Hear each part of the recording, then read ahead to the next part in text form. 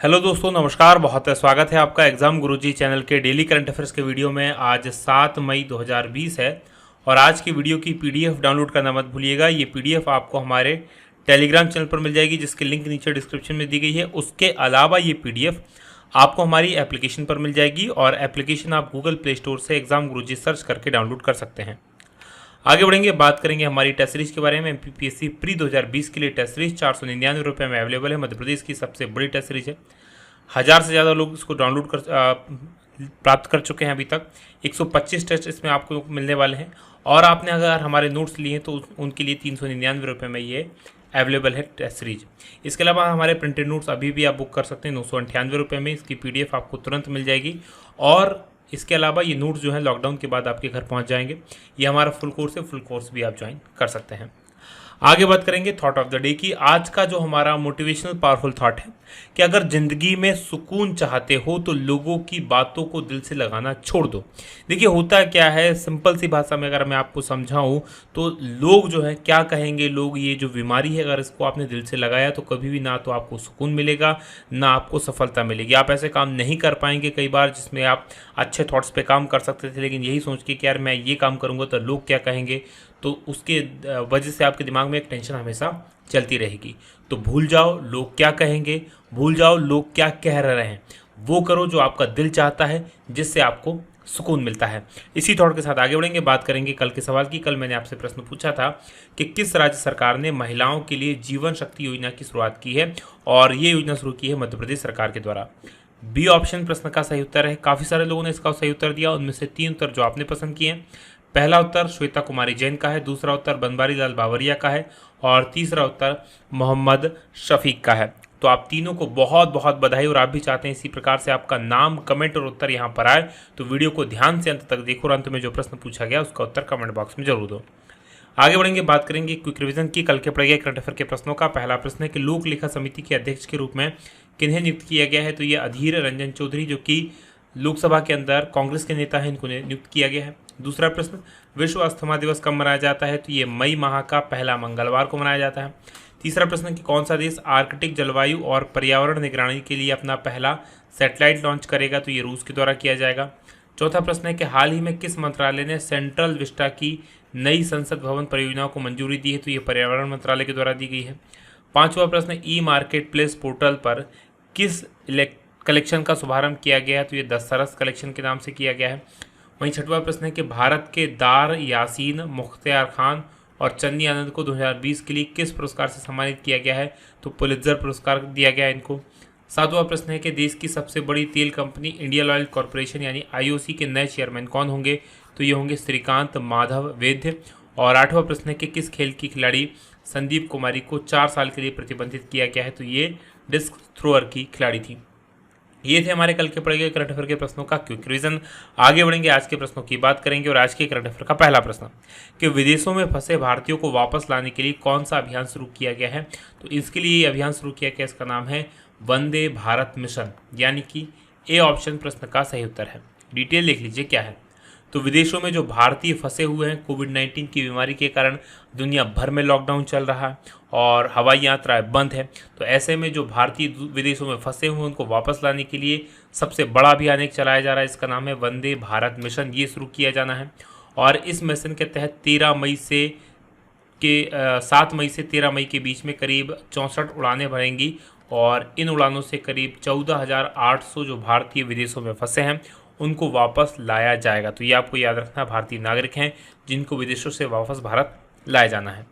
आगे बढ़ेंगे, दूसरे प्रश्न की बात करेंगे कि अंतर्राष्ट्रीय अग्निशमन दिवस कब मनाया जाता है, तो ये जो दिवस है इंटरनेशनल फायर फाइटर्स डे, ये मनाया जाता है 4 मई को, यानी कि ए ऑप्शन प्रश्न का सही उत्तर है। डिटेल लिख लीजिए क्या है।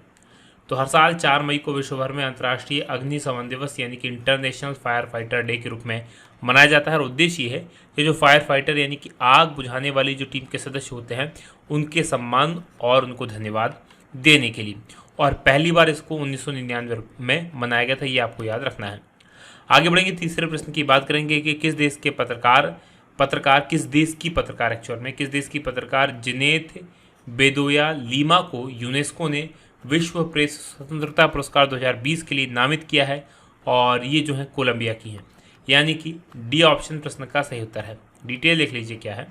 तो कोलंबिया की खोजी पत्रकार हैं जेनेथ बेदोया लीमा, और इनको 2020 के लिए यूनेस्को या इसी ये जो पुरस्कार है इसका नाम है गिलर्मो केनो वर्ल्ड प्रेस फ्रीडम प्राइज, इसके विजेता के रूप में नामित किया गया है। और ये पुरस्कार 3 मई को विश्व प्रेस स्वतंत्रता दिवस के अवसर पर दिया जाता है हर साल। और जो वार्षिक यूनेस्को या गिलर्मो केनो वर्ल्ड प्रेस फ्रीडम प्राइज है, ये एक व्यक्ति या संस्था को दिया जाता है, और ऐसे व्यक्ति या संस्था को दिया जाता है जिसने प्रेस की स्वतंत्रता को बढ़ाने के लिए अपना विशेष योगदान दिया है। और इस बार ये पत्र दिया गया है कोलंबिया की जेनेथ बेदोया लीमा को। बात यूनेस्को की करेंगे। United Nations Educational Scientific and Cultural Organization, ये यूनेस्को का फुल फॉर्म है। इसका मुख्यालय पेरिस के अंदर है, जो कि फ्रांस की राजधानी है, और स्थापना हुई थी 16 नवंबर 1945 को। आगे बढ़ेंगे, चौथे प्रश्न की बात करेंगे कि किस देश ने उत्तर कोरिया के तानाशाह किम जोंग उन उनको द्वितीय विश्व युद्ध मेडल से सम्मानित किया है। तो इस मेडल से सम्मानित किया गया रूस के द्वारा उत्तर कोरिया को, यानी कि सी ऑप्शन प्रश्न का सही उत्तर है। डिटेल देख लीजिए क्या है। तो रूस के राष्ट्रपति कौन है? तो व्लादिमीर पुतिन है, आप सभी को पता है। इन्होंने नाजी जर्मन जीत की, जो यानी कि द्वितीय विश्व युद्ध जीता था मित्र देशों ने, उसकी 75वीं वर्षगांठ के अवसर पर उत्तर कोरिया के जो तानाशाह हैं किम जोंग उन, उनको एक स्मारक चिन्ह युद्ध मेडल से सम्मानित किया है। तो ये आपको याद रखना है। अब क्यों किया गया है?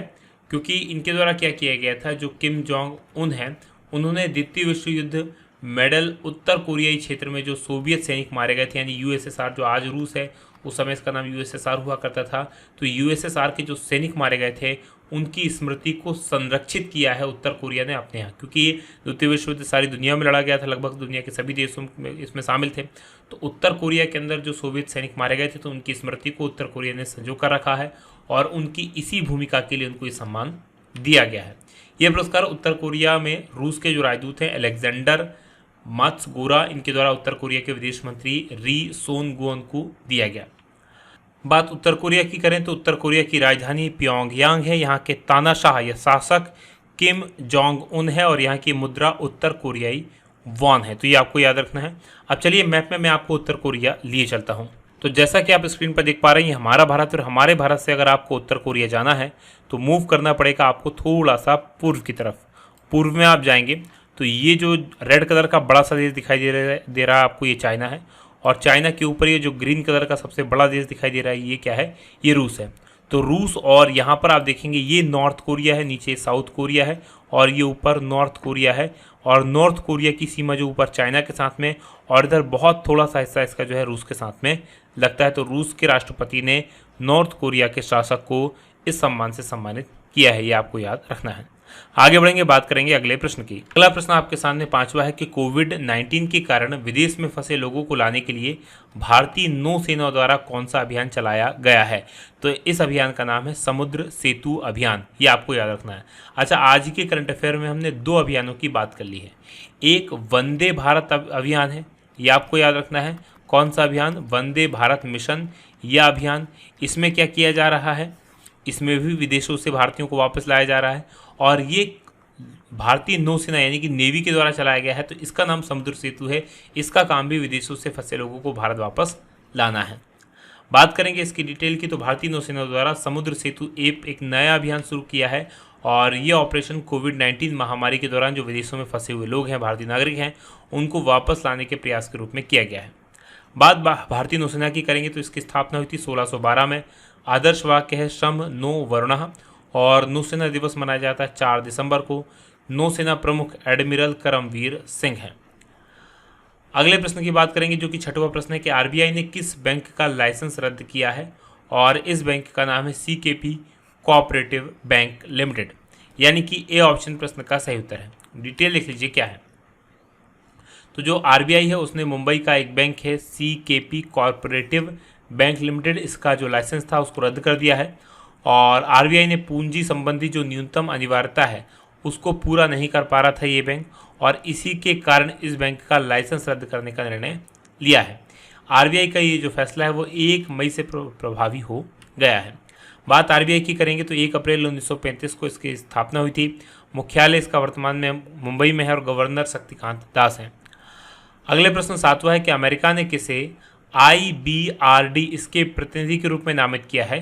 तो इसके प्रतिनिधि के रूप में नामित किया गया है अशोक माइकल पिंटो को, यानी कि बी ऑप्शन प्रश्न का सही उत्तर है। डिटेल लिख लीजिए क्या है। तो अमेरिका के राष्ट्रपति हैं डोनाल्ड ट्रंप, उन्होंने भारतीय मूल के एक अमेरिकी नागरिक हैं अशोक माइकल पिंटो, इनको अंतर्राष्ट्रीय पुनर्विचार और विकास बैंक यानी कि IBRD इसके प्रतिनिधियों के रूप में नामित किया गया है। तो ये आपको याद रखना है, अशोक माइकल पिंटो को। इनका कार्यकाल 2 साल का होने वाला है और ये एरिक बेथल का स्थान इस पद पर लेंगे। IBRD की बात करें तो विश्व बैंक की एक ऋण प्रदान करने वाली संस्था है IBRD और इसकी स्थापना भी 1944 में हुई थी। 8वां प्रश्न है कि राष्ट्रमंडल युवा खेल कब तक के लिए स्थगित किए गए हैं? तो इन खेलों का जो स्थगन हुआ है वो हुआ है 2023 तक के लिए, यानी कि सी ऑप्शन प्रश्न का सही उत्तर है। डिटेल लिख लीजिए क्या है। तो 2021 की जो राष्ट्रमंडल युवा खेल है उनका आयोजन 2021 में होना था, लेकिन अब वो आयोजन 2023 में यानी कि 2 साल बाद तक के लिए स्थगित कर दिया गया है। क्यों किया गया ऐसा? क्योंकि जो टोक्यो ओलंपिक है उसके साथ इसकी तारीखों का टकराव हो रहा है। राइट, 17वें राष्ट्रमंडल युवा खेल जो है वो 1 अगस्त से लेकर 7 अगस्त 2021 के बीच में टोबैको और त्रिनाद में आयोजित किए जाना था। राइट, तो ये आपको याद रखना है। अब ये कहाँ पर आयोजित किया जाएगा तो ये इसका निर्णय बाद में लिया जाएगा, लेकिन फिलहाल 1 साल के लिए इसको टाल दिया गया है। इसका जो आयोजन किया जाता है वो राष्ट्रमंडल खेल महासंघ के द्वारा किया जाता है। ये था आज का हमारा पूरा करंट अफेयर। अब बात करेंगे आज के सवाल की। आज का हमारा सवाल है कि हाल ही में दिए गए GI टैग में कौन सम्मिलित नहीं? तो कमेंट करके बताना कि इनमें से कौन सा जो टैग है वो GI टैग उस संबंधित वस्तु को नहीं दिया गया है। तो काफ़ी सारे लोग इस प्रश्न का उत्तर देंगे और वीडियो को शेयर करना मत भूलिएगा। आज की बात करेंगे यहीं समाप्त। आप लोगों का बहुत बहुत धन्यवाद। जय हिंद, जय भारत।